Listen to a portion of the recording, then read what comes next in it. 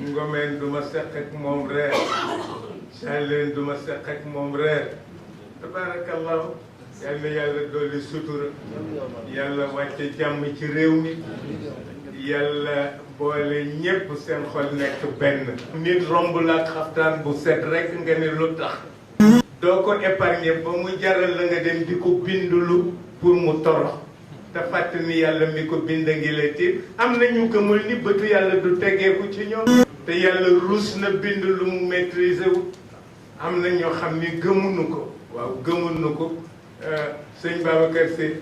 benn shérif dafa ñëw di ko xool ba mu yàgg mu ni sëñ Babacar dafa yaru ba mu xommee ni ko yeta addabu ma al xaq moo tax mu yaroo noonu waaw dafay bañ bëtu yàlla bi dul teggee ko ci moom jéppi ko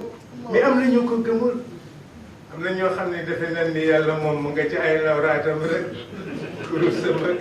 ak yooyu waaye ëpp na loolu ndax itam loolu rek moo mën a sauver réew mi dama leen di wax ni li xew Sénégal du problème politique problème mu mesquinerie la nañ ko ñaan li may faral di wax ñaare bu ma defee causerie ba noppi dinaa ko wax mais fekk na ñaan laa jiital damay wax nous irons tous au paradis yàlla mën na nu ko defal sëñ Cheikh Tidiane si nee na am na ñu gën a jekk ci dem safara waa Sénégal kon nag na ko mag ñi négocier asalaamaaleykum wa rahmatullahi wa barakatuh